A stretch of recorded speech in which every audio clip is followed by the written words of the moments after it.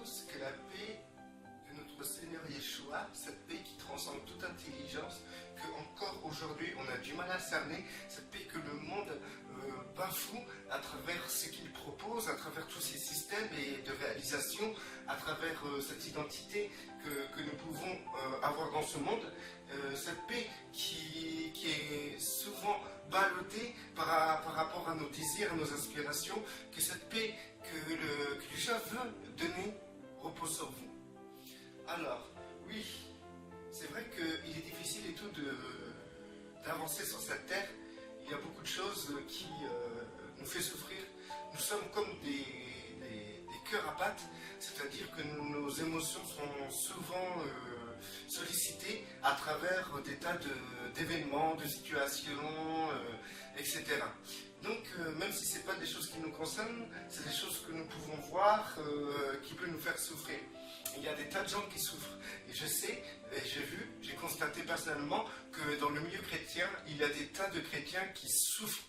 Ils le souffrent. Malgré qu'ils peuvent mettre un manteau religieux dans lequel ils peuvent dire oui, je crois en Dieu, je fais confiance à Dieu, etc. Malgré tout ça, il y a de la souffrance. Beaucoup de souffrance. Donc, à travers, souvent, l'individu, qu'il soit chrétien ou pas, croyant ou pas, l'individu aura une vie rythmée selon le mouvement de ses émotions. Par exemple, celui qui sera en colère, qui aura une colère à l'intérieur de lui, il vivra, il côtoiera les gens, il fera des choses qui seront la conséquence de sa colère. Par exemple, quelqu'un qui est en colère, et qui est énervé, qui est en colère envers les hommes, envers l'autorité, quand il verra de l'autorité ou quand il verra des hommes galérer ou souffrir, il s'en foutra à cause de cette colère. Maintenant, il y a des gens qui sont plus sensibles. Ces gens sensibles sont aussi influencés par le mouvement de leurs émotions. Donc, ils feront des choix selon leur sensibilité, ils feront des choix selon pour ne pas souffrir, ils éviteront de s'engager dans certaines choses pour ne pas engager leur sensibilité, ils seront limités à cause de cela. Il y en a d'autres qui auront peur. Et c'est vrai que la peur est quelque chose de réel. D'ailleurs, la Bible dit que la Bible démontre que à travers l'œuvre de Yeshua, on a vaincu, ceux qui rentrent dans l'œuvre de Yeshua ont vaincu la peur de la mort. Il est vrai que la peur de la mort peut engendrer des tas de comportements et influencer la vie d'un chrétien chaque jour. Donc, il peut y avoir d'autres émotions encore, la tristesse, quelqu'un qui est toujours triste, quelqu'un qui est dépressif, quelqu'un qui n'a plus goût, que tout est mélangé en lui. Donc, c'est toutes ces émotions, ces sentiments le chrétien influence l'individu dans ses choix, dans ses décisions, dans ses engagements, dans sa manière de marcher, dans sa manière de vouloir aspirer à Yeshua, parce qu'il faut savoir que le monde fait en sorte de craindre de mourir à soi-même pour suivre Yeshua. Les personnes peuvent avoir la peur de perdre des proches, ils peuvent avoir la peur d'endoctriner leurs enfants, ils peuvent avoir peur d'être pris pour des fous à cause des systèmes de mise en place qui amènent à une pensée collective, la pensée de se réaliser, de consommer, de vivre autrement que de vivre par rapport à ce que le maître veut qu'on soit. Donc, ces émotions peuvent induire les chrétiens dans l'erreur totale. Et ça, c'est quelque chose de récurrent. Donc, on peut, les émotions jouent sur beaucoup de choses. Par exemple, si quelqu'un va dans une assemblée, il va se sentir bien, tout ça, il dira qu'il a ressenti la présence de Dieu, que Dieu était présent dans la salle, et si on regarde sur 50 personnes qui étaient là, il peut y avoir 30 opinions différentes. Genre la personne qui disait « Ah, le Seigneur est dans cette salle », etc. parce qu'émotionnellement il se sent bien, etc. La personne qui se sentait mal, il se dit Dieu m'abandonne. Une autre personne qui se sent en colère un peu, il dira ouais, c'est n'importe quoi, tous ces gens qui le Seigneur, etc. ça va l'énerver encore plus, etc. Ou des personnes qui sont intellectuelles. Pourquoi? Parce que en fait, il faut savoir que les personnes qui sont intellectuelles, c'est une forme de carapace. Parce que c'est vrai que les émotions créent des carapaces. Il y en a qui font faire les durs. Mais souvent, ceux qui font les durs, c'est ceux qui ont des gros cœurs. Parce que justement, ils font les durs pour pas qu'on les touche. Il y en a qui vont faire les intellectuels, qui vont chercher à en avoir plein dans la tête. C'est une carapace. Parce qu'en fait, ils mettent leur intelligence comme un bouclier face aux gens. Donc, il y a plusieurs manières de réagir, il y a plusieurs comportements à travers les émotions. Et quand on est 50 personnes dans une assemblée, on peut comprendre que chaque personne peut concevoir le moment présent différemment. Et concevoir le temps différemment. Celui qui se sent bien, le temps il va passer super vite. Celui qui se sent mal, un peu gêné ou en colère, le temps il va passer très lentement. Donc tout est relatif, il n'y a pas d'absolu dans la chair.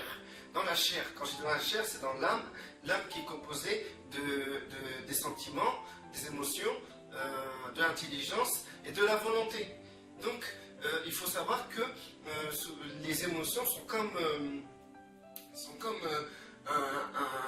c'est ce qui influence énormément. Ça influence sur la volonté de l'individu et ça influence sur sa façon de réfléchir, de concevoir les choses. Donc voilà, ce qui est un petit résumé de ce brouillard, de cette confusion des émotions face à la vie d'un chrétien. Donc il est très dur de pouvoir laisser l'esprit travailler en nous tant que nous prenons pas connaissance que justement nous sommes influencés par nos émotions. Nous sommes influencés et nos émotions influencent notre volonté, notre façon de réfléchir et les choix de tous les jours. Donc c'est un animal féroce à dompter. Les émotions sont des animaux féroces à dompter et qui ne veulent pas se faire dompter, qui veulent tout le temps se manifester et pas abandonner. Donc on peut voir ça. Parfois il nous arrive d'être inquiet, tout ça, et on ne sait même pas pourquoi on est inquiet. Au résultat, on était inquiet pour rien et pour aucune raison d'ailleurs.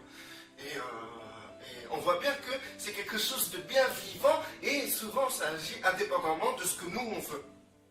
Le chrétien peut aspirer de suivre Yeshua, d'aspirer à Yeshua, mais au résultat, sa marche sera ralentie ou bloquée à cause d'émotions de tout genre, etc. Et l'erreur, c'est qu'on assimile nos émotions par rapport au Saint-Esprit. Et vous savez que même se sentir bien, ça peut être une émotion. Et cette émotion, le fait qu'on se sente bien, malgré que notre vie est démesurée, que notre inspiration est très mauvaise, ça conforte le chrétien dans cette direction. Un exemple, si une personne s'engage à acheter une grande maison, et pour cela il faudrait qu'il travaille très dur toute sa vie pour payer cette maison, le jour qu'il aura cette maison, il se sentira super bien. Mais quand on regarde le fond des choses, en vérité, il s'est rendu esclave d'une société de consommation et il devra user de son corps, de sa volonté, de sa santé pour payer un bien qu'il n'emportera pas lorsqu'il mourra. Donc cette émotion de bien-être, parce qu'on a une maison, on appelle ça un sentiment de sécurité. Le sentiment de sécurité, le monde est professionnel pour vous offrir ce sentiment-là. Mais c'est des sentiments qui sont totalement fausses et bafoués. Et donc, toutes ces choses-là, la société sait comment aiguiser vos émotions, ils savent comment utiliser vos émotions pour vous rendre esclaves. Voilà. Donc, c'est bien beau tout ça, c'est bien intéressant d'entendre tout ça, Mais maintenant, il y a quelque chose, un espoir quelque part quand même. Et cet espoir, c'est Yeshua qui nous le donne. Et c'est pour ça qu'il demande de mourir à nous-mêmes. Et mourir à nous-mêmes, c'est mourir à ses émotions. Mais comment faire pour mourir à nous-mêmes? En disant, oui, c'est bon, je meurs à moi-même. Ça ne marche pas comme ça. Hein? Non, non, non, non, non. Il faut vraiment réaliser notre condition pitoyable. Vraiment réaliser, supplier Dieu qui nous éclaire sur notre condition pitoyable. Et si Dieu vous donne la lumière, cette lumière permettra à l'esprit de prendre l'ascendant sur ce que Dieu vous dévoile sur vous. Donc il faut vraiment aller face à Dieu et demander à Dieu de vous montrer votre condition pitoyable qui vous rendent esclaves. C'est écrit dans la Bible que tout ce qui vous domine, tout ce qui vous domine vous rend esclave. Vous êtes esclave de ce qui vous domine. Donc c'est-à-dire que si les émotions qui sont en vous ne sont pas maîtrisées, vous êtes esclave. Et la société, les systèmes vous offrent une panoplie dans lequel vous pouvez vous sentir à l'aise avec vos émotions. Mais cela freine votre marche, freine l'œuvre du Saint-Esprit en vous. Et pourquoi? Parce que le Saint-Esprit ne peut pas marcher dans le mensonge, il ne peut pas collaborer avec vous dans le mensonge. Tant que vous ne mourrez pas à tout ça, le Saint-Esprit est bloqué. Tant que vous ne voulez pas mourir à tout ça, le Saint-Esprit est bloqué. Et pour ça, il faut la révélation. Il faut que vous demandez à Dieu de vous éclairer. Donc maintenant, le Seigneur nous a donné son esprit.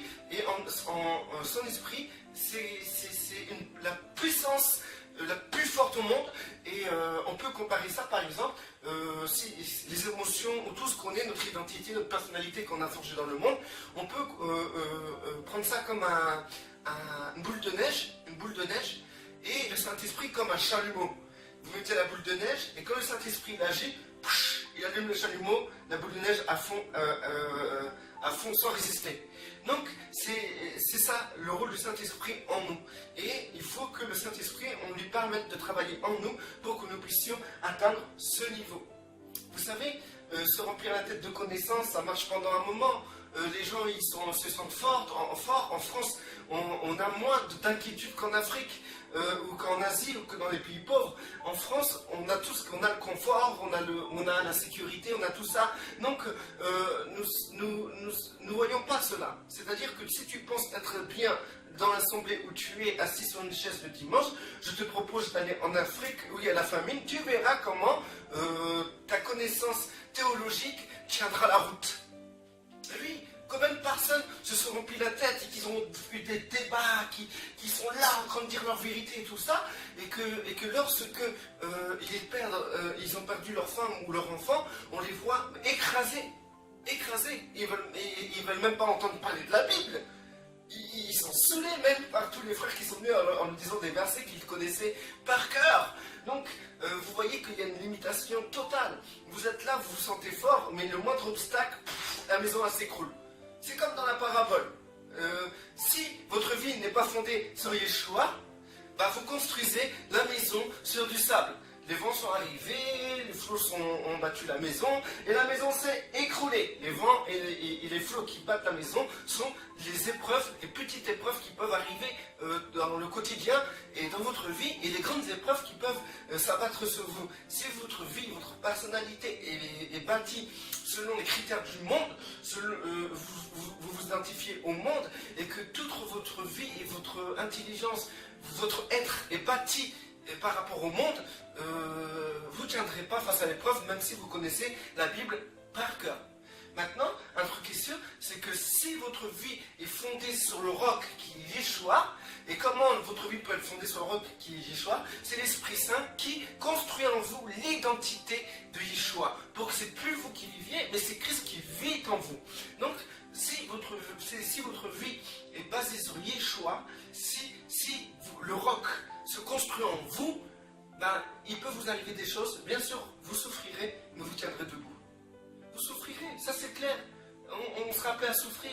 C'est marqué dans la Bible que nous participons aux souffrances de Yeshua pour l'œuvre du Père. Nous souffrirons de toute manière. Mais il y a ceux qui ont peu de connaissances, mais qui ont vraiment Yeshua construit en eux, et ceux qui ont plein de connaissances et qui n'ont pas du tout Yeshua construit en eux. Mais ils ont le monde construit en eux. et il se fit d'une tempête pour voir qui était vraiment de Yeshua.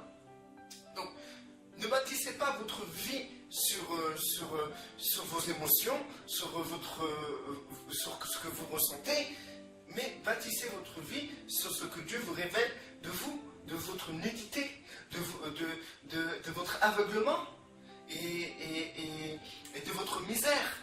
Vraiment, il faut vraiment que Dieu nous révèle notre misère pour qu'on puisse dire je ne veux plus vivre.